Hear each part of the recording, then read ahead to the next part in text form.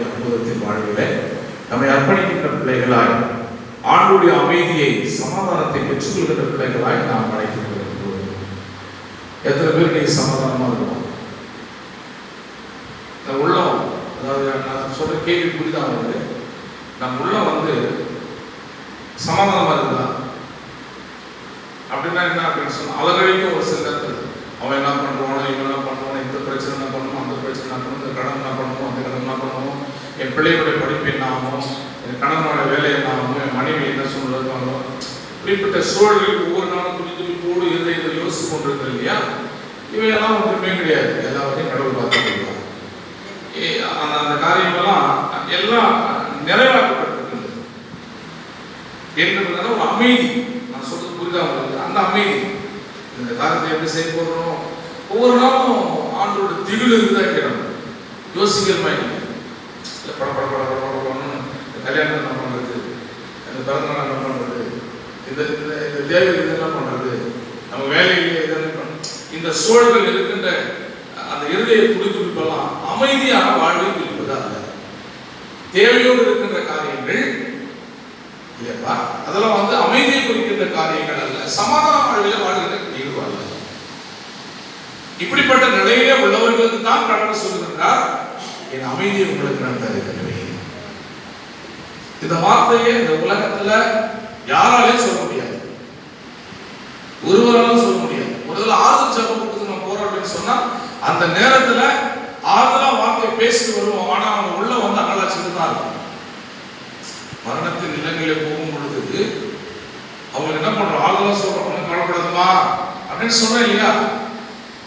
அவங்க கவலைப்படாத இல்லையா இருக்காங்களா? அடுத்த உறவினர் என்ன பண்றாங்க, கவலை உள்ளத்துல இருக்குதா இல்லையா? அப்படிப்பட்ட அமைதியற்ற வாழ்க்கையில, அப்படிப்பட்ட சமாதானமற்ற வாழ்க்கையில கடவுள் அமைதியாக இருக்கின்றவர், சமாதானத்தை கொடுக்கின்றவர். இந்த சமாதானத்தை ஆண்டவர் எப்படி கொடுக்கிறார் அப்படின்னு சொன்னா, உலகம் கொடுக்கிற பிரகாரமாய் இல்லை. அது என்ன உலகம் கொடுக்கிற பிரகாரமாய்? உலகம் கொடுக்கிற பிரகாரமாய். உலகம் எப்படி கொடுக்குது சமாதானத்தை? சிரிக்கும் போது ஏற்றுக்கிறாங்க, சோறு போடும் போது என்ன பண்ண ஏற்றுக்கிறாங்க, நன்மைகள் செய்யும் போது ஏற்றுக்கிறாங்க, சின்ன வார்த்தை சொல்லிட்டா போதும் முடிக்கிறாங்க. இது உலகம் கொடுக்கின்ற ஒரு சமாதானம். ஆனால் இயேசுவானோடு கொடுக்கின்ற சமாதானம் எப்படிப்பட்ட சமாதானம் அப்படின்னு சொன்னா, எந்த நிலையிலும், எப்பேற்பட்ட நேரத்திலும், எந்த சூழலிலும் இல்ல, வாழ்வானாலும் தாழ்வானாலும் வருத்தமானாலும் துன்பமானாலும் துக்கிப்பானாலும் மரணமானாலும் எதுவா இருந்தாலும் சரி, எல்லா நேரங்களிலும் நம்மோடு கூட வாழ்கின்ற கடவுள், ஒரு சமாதானத்தை அள்ளுகின்ற கடவுள் ஆண்டவராக இயேசு கிறிஸ்து. அதனாலதான் நம்ம கோயிலுக்கு வந்துடுறோம். நாளை வந்ததுக்காக கடவுளுடைய தெய்வீக சமாதானத்தை பெற்றுக்கொள்ள முடியாது. இங்க என்ன பண்ணணுமோ, கோயில் விட்டு வெளியே கூப்பிட்டு எப்படி போறோம், சண்டையை சச்சுக்கோமா, சமாதானம் இல்லாம வேதனையோடு கோயிலுங்கிற மாதிரி போகின்ற வாய்ப்புதான் ஏற்படுது. கடவுளுடைய இறைபோதனையை முழுமையாக கேட்டு அதன்படி வாழ்கின்ற மக்களால ஒரு பொழுதும் சமாதானமற்ற நிலைகள் ஏற்படாது. ஒரு சில ஆலயங்கள், நம்ம ஆலயத்தில் இல்லாத வார்த்தை, அநேக ஆலயங்களை நான் பார்த்துருக்கேன். ஆலயத்தை வெளியே போகும்போது வசம் வரும், சமாதானத்தோடு போய் வருகிறோம், சமாதானம் பண்ணுகின்ற பாக்கியமானது. எத்தனை பேருடைய வாழ்க்கையில, மற்றவருடைய வாழ்க்கையில சமாதானத்துக்குரிய வாழ்வில நம்முடைய வாழ்வு இருக்கிறது. மதை பிரசங்கத்தை சொல்லுகிறார், சமாதானம் பண்ணுகின்றவர்கள் பாக்கியவான்கள், சமாதானம் பண்ணுகின்றவர்கள் பாக்கியவான்கள். என் ஆண்டவராகிய இயேசுவுக்கு பிறப்பதற்கு முன்பதாகவே ஏசாயா தீர்க்கதரிசி மூலமாக அறிவிக்கப்பட்ட வார்த்தை என்ன வார்த்தை தெரியுமா? அவர் சமாதான பிரபு. இயேசுவுக்கு என்ன பேரு? அவர் சமாதான பிரபு. அதனாலதான் அவர் என்ன பண்றாருன்னு சொன்னா, இங்க துக்கிப்பின் சூழ்நிலையில, அழுகையின் சூழ்நிலையில, பயத்தின் சூழ்நிலையில, கூட்டப்பட்ட அறைக்குள்ள சீடர்கள் பயந்து, ஐயோ என்னோட வாழ்வு என்ன ஆகுமோ என்று சொல்லி கலங்கின ஒரு தவிப்பின் காரியங்களில் இயேசுநாதர் உயிர்த்தெழுந்த கடவுள், பயப்படாதீங்க, உங்களுக்கு சமாதானம் உண்டாவதாக. அதுவும் எப்போ? கூட்டப்பட்ட அறைக்குள்ள விளையாடி சொல்றார். அதுக்கப்புறம் திரும்பவும் அங்கிருந்து 50வது நாள் எடுத்துக்கொள்ளும் பொழுது கடவுளுடைய வார்த்தை, என்னுடைய சமாதானத்தை உங்களுக்காக நான் வைத்து வைத்து விட்டு போகின்றேன். அந்த வார்த்தை ரொம்ப அழகு, வைத்து வைத்து போகின்றேன் அப்படின்னு. சமாதானத்தை வச்சுட்டு போயிருக்கோம். கடவுள் வைத்த ஒரு மிகப்பெரிய பொக்கிஷம், மிகப்பெரிய ஒரு சொத்து நமக்கு என்னது? நம்ம அப்பா அம்மா நம்ம கேட்கின்ற கேள்வியில என்ன வச்சுட்டு போட்டாரு, எனக்கு என்ன வச்சுட்டு போட்டாரு, என்ன சொத்து வச்சாலும் என்ன பணம் வச்சாலும் பேங்க் பேலன்ஸ் வச்சாலும் அவற்றின் வழியாக நம்ம வாழ்க்கையில சமாதானம் ஏற்படாது. கடவுளுடைய மிகப்பெரிய ஒரு சொத்து, உனக்காக வைத்து வைத்து போகின்ற மிகப்பெரிய ஒரு பொக்கிஷம் தெய்வீக சமாதானம். என்ன இருந்தாலும் சரி, எத்தனை கோடிகள் இருந்தாலும் சரி, அவன் வாழ்க்கையில தேவ சமாதானம் இல்லாவிட்டால் வாழ்வற்ற சூழ்நிலை, புரோஜனமற்ற சூழ்நிலை. கரெக்டா? எத்தனை கோடீஸ்வரர்கள் இந்த உலகத்துல பார்த்துருக்கோம். நம்ம கண்ணுக்கு எதிரே நாட்டின் முதலமைச்சர் செத்து போயிட்டாங்க. இந்த முதலமைச்சர், பெரிய முதலமைச்சர் செத்து போனாங்க. எத்தனை கோடிகள் இருந்திருக்கும். தேவ சமாதானம் இல்லை. இப்போ ரீசன்ட்லி பார்க்கும்பொழுது ஓபிஎஸ் மனைவி இறந்து போயிட்டாங்க. அவருடைய வாழ்க்கையில சமாதானமற்ற ஒரு நிலை.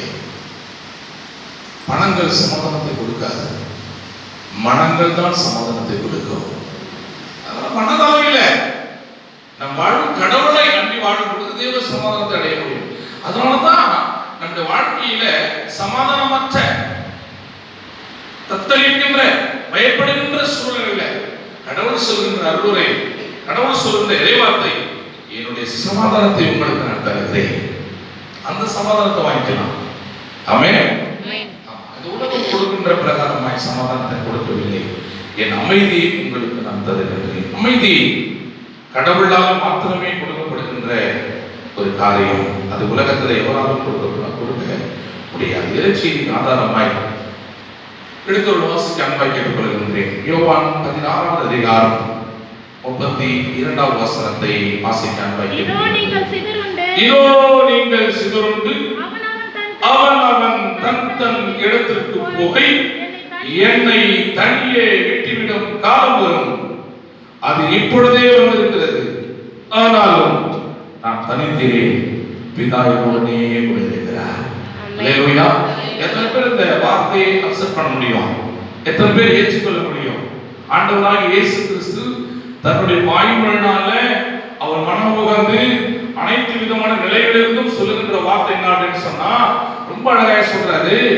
நீங்கள் சிதறுண்டு அவன் தன் இடத்திற்கு போய் என்னை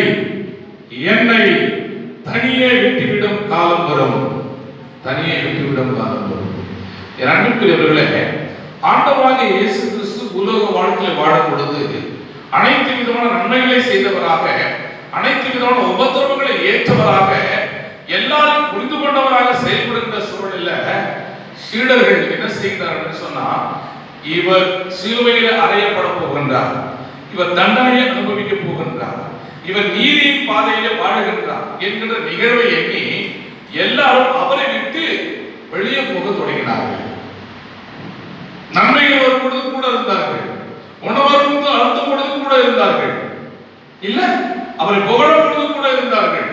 கபடியிலே ஆண்டவராக இயேசு கிறிஸ்து தாவீதின் குமாரனுக்கு ஓசன்னா ஓசன்னா என்று சொல்லி ஆர்ப்பரிக்கும் பொழுது கூட இருந்தார்கள். சொல்றது புரியுதுங்களா? மகிழ்ச்சியின் பாதையிலே கூட இருந்தார்கள். துன்பங்கள், வேதனைகள், அவரை பிடிக்கின்ற சூழல்கள், அவரை மரணத்திற்குள்ளாக போகின்ற நேரத்தை இவர்கள் தெரிந்து கொண்ட பிறகு ஆண்டவராகிய கடவுள் அவர்களை புரிந்து கொள்ளுகின்றார். கூட உடல் இருந்தவர்களை புரிந்து கொள்ளுகின்றார். இதான் கடவுளுடைய சிந்தனை, இதான் கடவுளுடைய சிந்தனை. நீங்க நம்ம திருச்சபையில நிகழ்ந்து கொண்டிருக்கின்ற மிகப்பெரிய ஒரு காரியம் என்னன்னு சொன்னா, மற்றவர்களை புரிந்து கொள்ளக்கூடிய வாய்ப்பினை கடவுள் புரிந்து கொண்டிருக்கின்றார். புரிந்து கொள்ள வேண்டும், மற்றவர்களை புரிந்து கொள்ள வேண்டும். ஏதேன் தோட்டத்தை கடவுள் உருவாக்கும் பொழுது 2 மனிதர்களை கடவுள் ஏற்படுத்துகின்றார், உள்ளே உருவாக்குகின்றார். ஆதாம், 2 பேர் சமாதானமா இருந்தாங்களா இல்லையா? கடவுளால் உருவாக்கப்பட்டது சமாதானமா இருந்தாங்களா இல்லையா? மகிழ்ச்சியா இருந்தாங்க. மாம்பழத்தை சாப்பிட்டாங்க, திராட்சை கொடியை சாப்பிட்டாங்க, ஆப்பிளை சாப்பிட்டாங்க. மன விரும்பிய வாழ்க்கையில தெய்வீக சமாதானத்தோடு வாழ்ந்தார்கள். ஏதோ ஒரு ஸ்டெப் பை ஸ்டெப்பா பட்டு வந்துடல. தெரிஞ்சுக்க முதல்ல வருட காலங்களாக சமாதானமா இருந்தார். ஒரு சில காலகட்டத்திலே அந்த சமாதான வாழ்க்கையை பிசாசு பார்த்தான், சாத்தான் பார்த்தான். தெரிஞ்சுங்க, உன் திருச்சபை சமாதானமா இருப்பதை யார் பார்க்கிறது? கடவுள் கொடுக்கின்றார், சாத்தான் பார்க்கின்றான். நல்லா புரிஞ்சுக்கணும். கடவுள் வாழ்வை பாதுகாத்து பார்த்து கொண்டிருந்தாலும் சாத்தானுக்கு உன் மீது எப்படி வாடுகின்றார் என்ற நாட்டம் இருக்குது.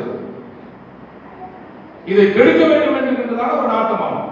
நாம் ஒரு ஏதேன் தோட்டம், குடும்பம் ஒரு ஏதேன் தோட்டம், வேலை ஸ்தலம் ஒரு ஏதேன் தோட்டம், திருச்சபை ஒரு ஏதேன் தோட்டம், நம்முடைய வாழ்வு ஒரு ஏதேன் தோட்டம். நம்முடைய நன்மையான வாழ்க்கையை உற்று நோக்கி கொண்டிருக்கின்றான். பிசாசானவன் பொய்யனும் பொய்யின் பிதாவுமாய் இருக்கிறான். இப்படிப்பட்டவன் பார்க்கின்றான் தேவசாஸ்திர திருச்சபை சமாதானமாய் இருப்பதை. சமாதானமாய் இருக்கின்ற ஏதேன் தோட்டத்திலே சத்துருவின் காரியங்கள் உள்ளே நுழைந்து அங்கே யாரை பிடிக்க வேண்டும், யாரை வந்து அந்த அமைதியின் வாழ்க்கை குலைப்பதற்கு யார் காரணமாக இருப்பார்கள், அந்த என்ன சொல்றது வீக்னஸ், பலவீனம் யார் யாருக்கு இருக்கிறது என்பதை பிசாசனம் புரிந்து கொண்டான். அதனால ஒரு பெண் வந்து தனிமையா இருக்கும் பொழுது அங்க போறான். அங்க போயிட்டு அந்த பெண்ணை என்ன பண்றான்? புடமிடுகின்றான், யோசனைகளை அங்கிருந்து வாங்குகின்றான், காரியங்களை வாங்குகின்றான். வாங்கின பிறகு அங்கே சமாதானமற்ற சூழ்நிலைகள் ஏற்படுகிறது.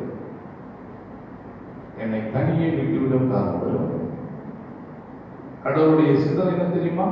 மனிதன் தனிமையா இருப்பது கடவுள் விருப்பம் கிடையாது. ஆனால் கடவுள் இங்கே தனிமையற்ற சூழ்நிலையிலே சொல்லுகின்ற என்னை தனியை விட்டுவிடும் காலம் வரும். இங்க இயேசு தனிமையா இருந்தாரா? அவர் விட்டு போனவங்க தனியா இருந்தாங்களா? இயேசு அந்த தனிமையாக்கப்படவில்லை. இவர்களை விட்டதனால அவர்கள் தனிமையானார்கள். ரீசன், இயேசு இங்க தனிமையாக்கப்படவில்லை.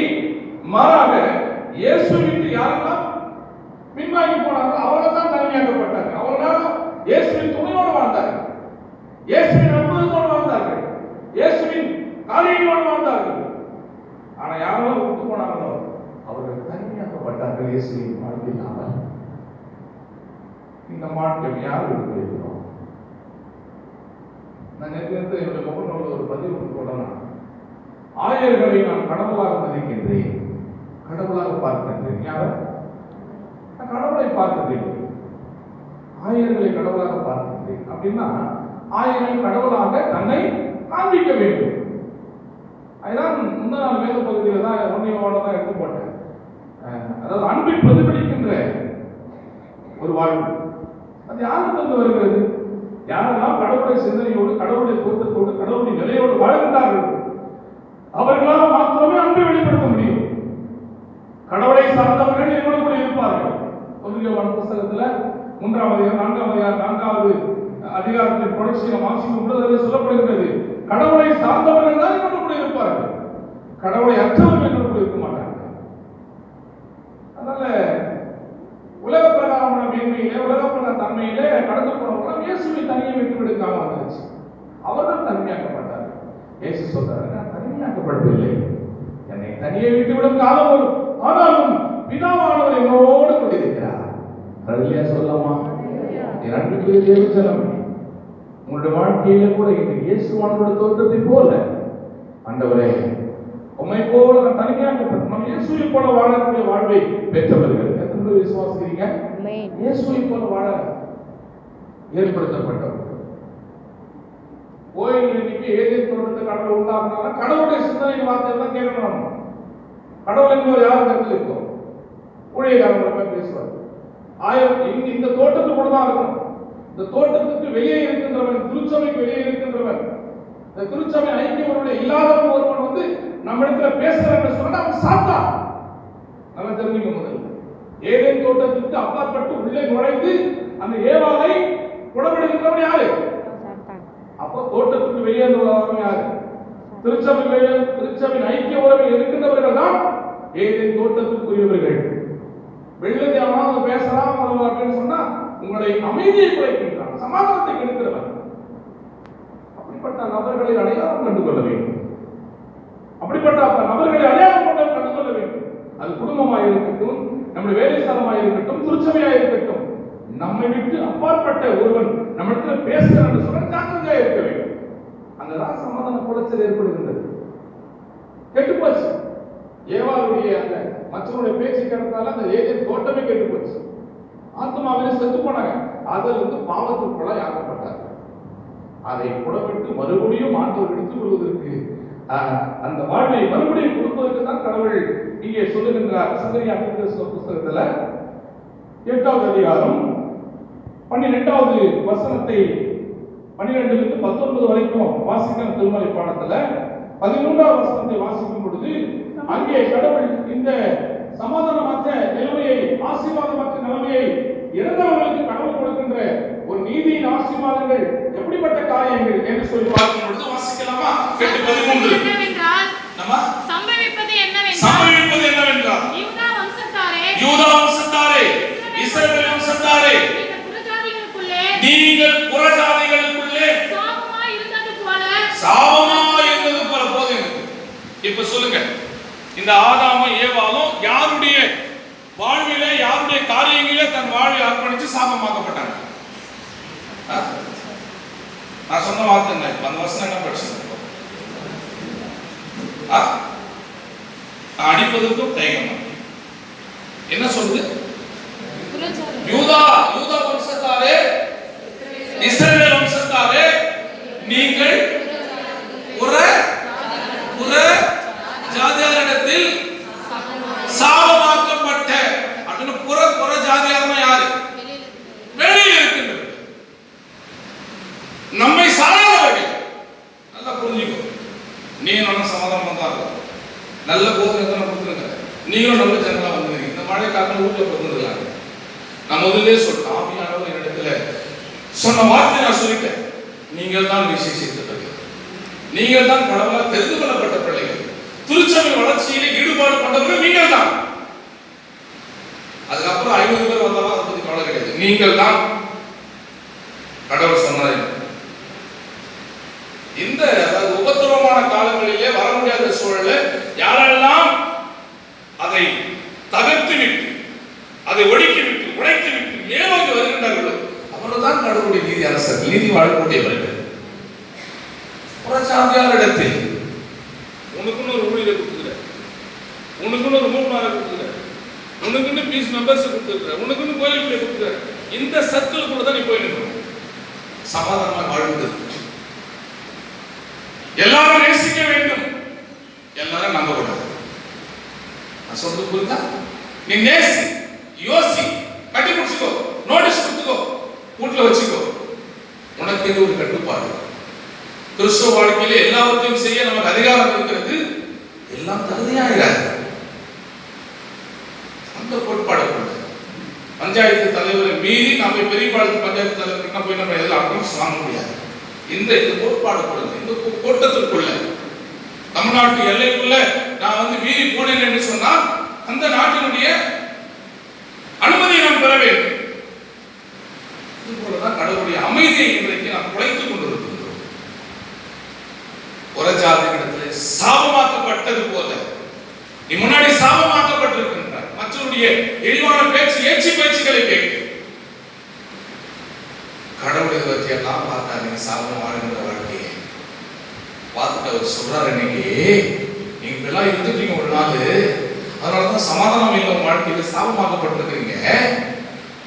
எப்படி நீங்கள் புறஜாதியாரத்துல சாபமாக்கப்பட்ட நிலைமையில் இருந்தீர்களோ அதே போல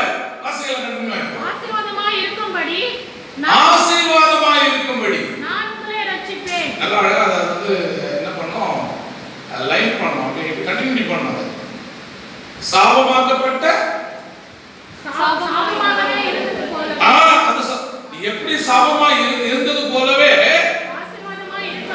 ஆசீர்வாதமாய் இருக்கும்படி நான் உங்களை, எப்படி அவங்க கிட்ட இருந்தீங்களோ சாபமா, அந்த சாபத்துக்கு பதிலாக என்னதை கொடுப்பேன்?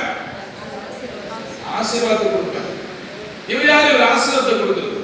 புறஜாதியார் எதை கொடுக்குறாங்க? யாரும் வாங்க முடியும். சமாதானம் என்ன பண்ணணும்? அந்நிய நண்பன் வேணுமா? உன்னுடைய உடன் உறவு வேணுமா? யோசித்து இன்னைக்கு நம்ம சமாதானம் எல்லாம் ஏன் போறோம்? வாழ்வற்ற சூழ்நிலை ஏன் போறோம்? நம்ம இதுக்குதான் நான் தலைப்பினை கொடுத்திருக்கிற இந்த பகுதிக்கு நான் தலைப்பினை ஆதரவற்றவர்களுக்கு அமைதியர்களும் வருகிறாங்க. சாபமாக்கப்பட்ட சூழ்நிலையில் ஆதரவு இல்லை ஏவாளுக்கு. ஐயோ நான் கடவுளுடைய அரவணைப்பிலே ரங்கநாதனுடைய அரவணைப்பிலே இருந்தேன், ஆனால் புறஜாதியுடைய சூழ்நிலைகள் நாட்டு சிந்தனுடைய சூழ்நிலைகளை ஏற்றுக்கொண்டேன், அதனால என் வாழ்க்கையில ஆதரவற்றவளாய் போனேன். ஆதரவற்றவளாய் போனதுல என் வாழ்க்கையில என்ன இல்லை? அமைதி இல்லை, சமாதானம் இல்லை. அதுதான் கொடுத்த தலைப்பு நான் ஆதரவற்றவர்களுக்கு அமைதி அருளும் வரலாறு நம்ம கூட இருக்கின்றார். இன்னைக்கு பிற இனத்தாரோடு பிற மனிதர்களோடு உனக்கு சம்பந்தம் இல்லாத மனிதர்களோடு மார்க்சிஸ்ட் கோயில் வாழ்ந்த பேச்சு ஏன் கேட்கிறேன். இங்க நான் பண்ற பிரச்சனை யாருக்கு புரியும்? கோயில் வந்தவங்க தான் புரியும். அவங்க பிரசங்கமும் தெரியாது, பாட்டும் தெரியாது, கோயில் வரவும் தெரியாது, ஜெபமும் பண்ண தெரியாது. அவன் எவ்வளோ புரியாத போடுறான், அதை வந்து கேட்டு வாங்க கூப்பிடுறான். உன் கோயில் முடிந்த போல யாரும் கிடையாது. நான் சொல்றேன், நானே சொல்றேன், சாட்சி குறித்து சாமி சொல்றாரு, என்னை குறித்து நானே சொல்லுகின்றேன், கிடையாது சொல்ல மாட்டான். நம்மளால ஏன் சொல்ல மாட்டான் அப்படின்னு சொன்னா நம்ம போய் தெரியவாங்க. நீ சொல்லவே வேண்டாம். இயேசுநாதர் எப்படி இன்றைக்கு அவரை விட்டு மற்றவர்கள் கடந்து சென்றார்களோ அவ்விதமான சூழல் தான் இன்றைய திருச்சம் நடந்து கொண்டிருக்கின்றது. என்னை தனியே விட்டு 2012ஆம் ஆண்டில் அந்த சர்ச் டெடிகேஷன் பண்ணுகிற நேரத்தில் பல சூழல்கள் வரும் பொழுது நான் ரைசன் லெட்டரில் இந்த வசனம் தான் முதல்ல எழுதுனான். அவன் தன் தன் சிதறுண்டு அவன் தன் இடத்திற்கு போய் என்னை தனியே விட்டுவிடுகிறார். ஆனா நான் தனிமையா போல, என்னை விட்டு போனவர்கள் தான் தனிமையாக போனார்கள். பிதா என்னோடு கூட இருக்கின்றார். அதனால யூதாவை, எருசலேமை, நீ சாபமாக்கப்பட்ட சூழ்நிலையில கடவுள் உன்னை அப்படியே விட்டு விடாம இன்றைக்கு என் சமாதானத்தை கொடுக்கிறேன்னு சொன்ன கடவுள் சொல்லுகின்றார். நீ எப்படி சாபமா இருந்தாயோ இன்றைக்கு நீ ஆசீர்வாதமாய்ப்பதற்கு நான் இருக்கின்றேன், என் அமைதி உனக்கு தருகின்றேன். அந்த கட்சிகளில் நான் படிக்கும் பொழுது ரொம்ப அழகாய் சொல்வாரு, கடவுள் மனமாறுகின்றார். படிக்கலாமா? பயப்படாதேயுங்கள், உங்கள் கைகள் திடப்பட கடவது. சேனைகளின் கர்த்தர் சொல்லுகிறது என்னவென்றால், உங்கள் பிதாக்கள் எனக்கு கோபம் ஊட்டினது போது. யார் உங்கள் பிதாக்கள். இன்னைக்கு நீங்க அப்பா அம்மா நீங்க கோபம் ஊட்டினீங்கன்னா நீங்க சாபமாக்கப்படுவீங்க. உங்க பிள்ளைகளை கர்த்தர் ஏற்றுக்கொள்ளதான் அர்த்தம். உங்கள் முன்னோர்கள், உங்கள் பிதாக்கள் என்னை கோபம் ஊட்டினது போது நான் உங்களை தண்டிக்க நினைத்த மனம், ஆமா தண்டிக்க நினைச்சேன், மாறாமல் இருந்தது போல இந்நாட்களில் எருசலேமுக்கும் யூதாவுக்கும் நன்மை செய்யும்படி திரும்ப நினைத்தேன். அப்பா கடவுளுடைய ஆசீர்வாதம். அப்பா உங்க முன்னோர்கள், உங்க பிதாக்கள் எல்லாம் தவறுதை செய்யும் பொழுது யார் பிதாக்கள்? அங்க போயிடு, ஆதாம் ஏவாள் கிட்ட பண்ணாங்க பாரு. அதனால நான் வந்து உங்களை வந்து தண்டிச்சேன். ஆனாலும் என்ன பண்ணுவோம்? படியமா வசந்த நன்மை செய்யும்படி திரும்ப நினைக்கிறேன். அவங்களை எவ்வளவு அழகா சொல்றாரு கடவுள். அமைதி எப்படிதான் இருக்கோ நம்மள தப்பு பண்ணிட்டோம், தேசத்தை கேட்டோம், அதனால சமாதானம் மற்றவளா போயில்லை, சமாதானமே இல்லை. ஒத்துக்கு மூஞ்ச பார்த்து மாட்டோம், ஒத்துக்கு பேசிக்க மாட்டோம். உறவுகள் அற்ற சூழ்நிலைகள், உறவை வேணான்ற சூழ்நிலைகள். அது என்னவோ தெரியல, எனக்கு திருச்சபை அப்படி ஆகி குடும்பம் ஆகி போச்சு. இந்த வாட்ஸ்அப்ல இந்த முகநூல்லாம் போடுறான், இனிமேல் எங்க அண்ணன் தம்பி தங்கச்சி யார்த்த உறவும் கிடையாது, அதையும் வந்து காலி பண்ணிட்டேன். இங்கேயும் காலி ஆகிடுது சொன்ன, என்னை தனியை விட்டு விடுங்க. நான் புதுசா எடுக்கல, ரீடிங் நான் விசுவாசிக்கிறேன், விசுவாசிக்கிறேன். ஆனாலும் கடவுள் சொல்லுகின்றார், அந்த தண்டிப்பில் அந்த காரியங்கள் நான் இருந்தேன், ஆனால் திரும்பவும் உங்களை நான் ஆசீர்வதிக்க போகின்றேன். அமைதியற்ற சூழல்கள், மாற்று சிந்தனையாளருடைய பேச்சை கேட்டு சமாதானம் இல்லாமல் போனியா, இன்றைக்கு ஆதரவற்றவர்களாய் வாழ்கின்ற நமக்கு அமைதியர்களும் அருள்நாதர் நம்மோடு கூட அவர் செயல்படுகிறார். இதற்கு நாம் செய்ய வேண்டிய காரியம் ஒரு சில காரியங்களை கடவுள் கட்டளையிடுகிறார். 8ஆம் அதிகாரம் சகரியா 16ஆம் வசனத்தை வாசிக்கும் பொழுது, நீங்கள் செய்ய வேண்டிய காரியங்கள் அதாவது சாபமாக்கப்பட்ட சூழ்நிலைகள் மாற்றப்படுவதற்கு கடவுள் மனதிரும்பி உங்களை ஆசீர்வாதத்துக்கு போறார். இதற்கு நீங்கள் செய்ய வேண்டிய காரியம் என்னன்னு கடவுள் சொல்றாரு. இதை செய்தீங்கன்னா உங்க வாழ்க்கையில் என்ன நடக்கும்? அமைதி உண்டாகும். என்ன உண்டாகும்? சமாதானம் உண்டாகும்.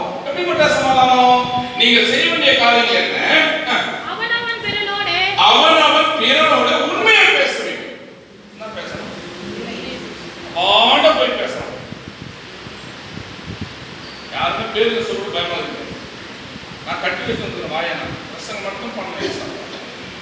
எனக்கு என்ன தூரம் தெரியாத ஜனங்களாம் வேணாம், சேர்ந்து இருக்கிற கோயில் நல்லா சிட்டி சர்ச் மாதிரி அழகாக வந்து பெயர் ஏற்படுத்த நினைக்கிறேன். நல்லா மியூசிக் டீம் வைக்கணும்னு நினைக்கிறேன் நான். அதுக்கப்புறம் அந்த டெத்தெல்லாம் வந்து எதுனா அறிவிச்ச கோயில் இப்படிதான் நல்லா ஆராதனை செய்யணும். மனிதனுடைய வாழ்வு வந்து 2 முறை எல்லா நிலைகளும் கோயில் வரணும், கூட 2 முறை கோயில் வரணும். ஒன்று கல்யாணத்துக்கு, 2வது சட்டத்துக்கு. அதெல்லாம் அழகாக பண்ணணும் இல்லை? நல்லா அருமையாக வந்து சேர்ஸ் போடணும், பெஞ்ச் போடணும், நல்லா காம்பவுண்ட் சிஸ்டம் எல்லாம் வந்து சித்திருத்த காரியங்களை கொண்டு வருகின்ற நிலைகள் எல்லாம் இன்றைக்கு சமாதானமற்ற சூழ்நிலையிலே போவதற்கு மிக காரணம் தான். இதெல்லாம் செய்து சமாதான அப்படிலாம் பொய் பேசுறோம். பொய். நீங்கள் சமாதானம் உள்ளவர்களை மாறுவதற்கு, அமைதியை பெற்றுக் கொள்வதற்கு அவன் பிறனோட உண்மையை பேசு. உண்மையை சொல்லு. உண்மை என்னன்னு தெரியாது, கோயிலுக்கு வர்றது உண்மை தெரியும்.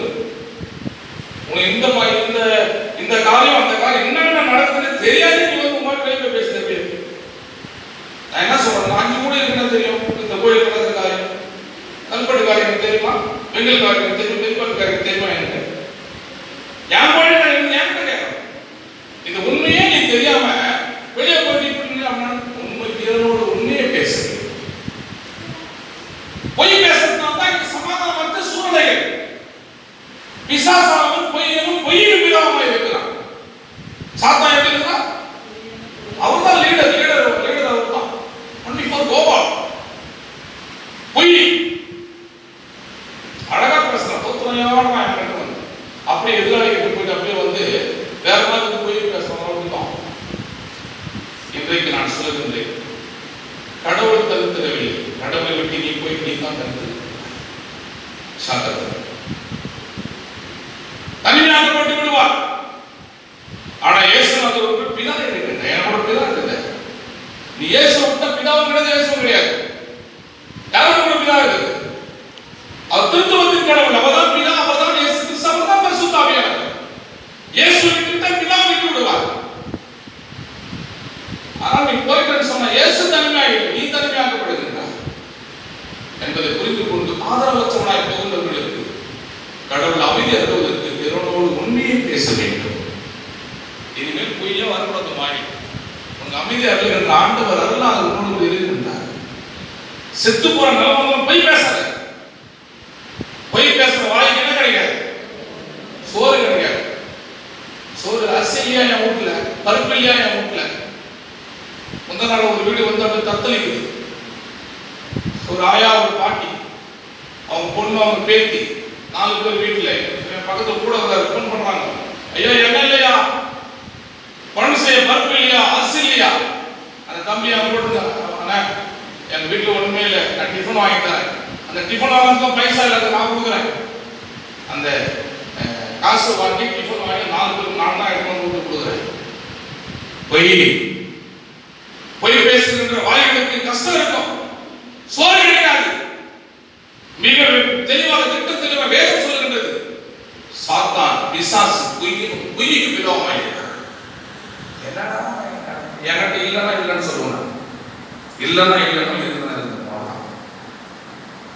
உனக்கு இருக்கிற பேங்க் பேலன்ஸ் நான் கேட்கல, சாதாரண வாழ்வு காரியங்களை கேட்கின்றேன். சமாதானத்தை பெற்றுக்கொள்வதற்கு பிறனோடு உண்மையை பேச வேண்டும். என்ன செய்திருந்தாங்க இந்த வார்த்தைகளை கேட்டு, இவ்வளவு அருமையான வார்த்தைகளை கேட்டோம். சிந்தனைகள், தோற்றங்கள் மாறாமல் சொன்னார். சமாதானம் மற்றவனாய் போய்விடுவாய். உனக்கு தெய்வீக சமாதானம் கொடுக்கிற கடவுள் சொல்றார், நான் திரும்பவும் யூதாவே, நான் திரும்பவும் இஸ்ரவேலே உன்னை ஆசிரிக்க போறேன். நான் திரும்பவும் ஆசிரிக்க போறேன். எத்தனை குற்றங்களை நீ செய்திருந்தாலும் கடவுள் மனமாறி உனக்கு திரும்ப ஆசிரியத்தை கொடுக்க போறேன்னு சொல்றேன். அதற்கு உண்மையை பேசு, பிறரோட உண்மையை பேசு என்று ஒன்று. இரண்டாவது சொல்லுகின்ற படிப்போமா? ஒருவன் பிறனுக்கு விரோதமாய் தன் இருதயத்தில் தீங்கி நினையாமலும். என்ன சொல்றேன்மா, இடையில அப்படியே ஒரு பேராகிராஃப் எடுத்து, உங்கள் வாசல்களில் சத்தியத்துக்கும் சமாதானத்துக்கும் நியாயம் செய்ய வேண்டும். முக்கியமான சாப்டர் தானே. என்ன பேசுறேன் நான் இப்போ? என்ன பேசுறேன்? சத்தியத்தை பேசுறேன். அப்புறம் சமாதானத்தை குறித்து பேசுற நேரத்துல இத அப்படியே விட்டுறோம். அவர் அப்படித்தாண்டா பேசுவாரு.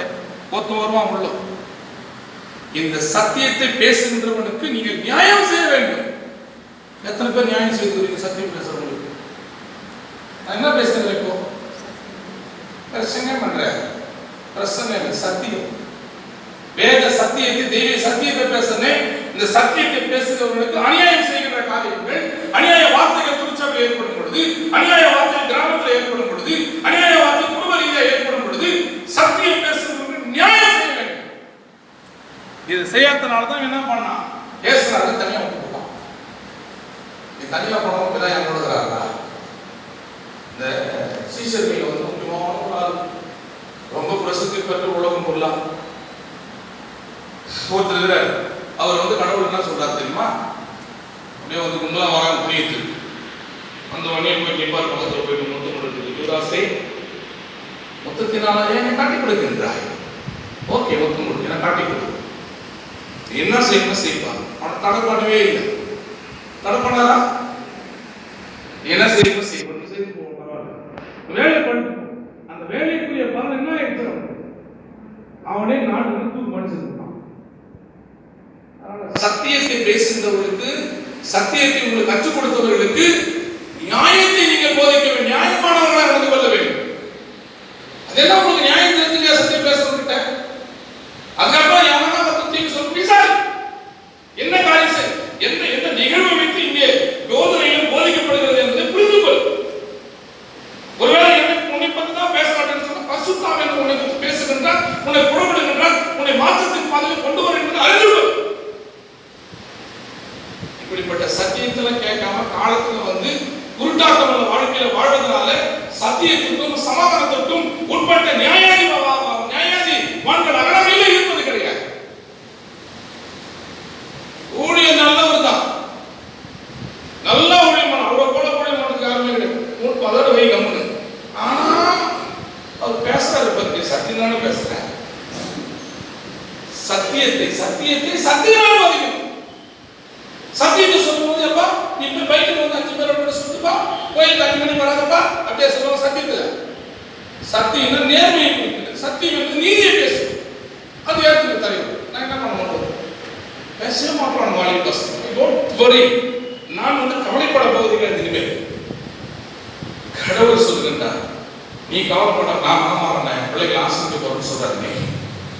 அதரவா யாரும் இல்லை எனக்கு இந்த உலகத்தில், அதரவா யாரும் இல்லை எனக்கு இந்த உலகத்தில். உன்னை பற்றி கேள்விப்பட்டேன், உடனடியாய் ஓடி வந்தேன். உன்னை பற்றி கேள்விப்பட்டேன், உடனடியாய் ஓடி வந்தேன். ஏற்றுக்கொள்ளுமையா, மன்னித்து ஏற்றுக்கொள்ளுமையா, சேர்த்துக்கொள்ளுமையா, சபையில சேர்த்துக்கொள்ளுமையா, சேர்த்துக்கொள்ளுமையா.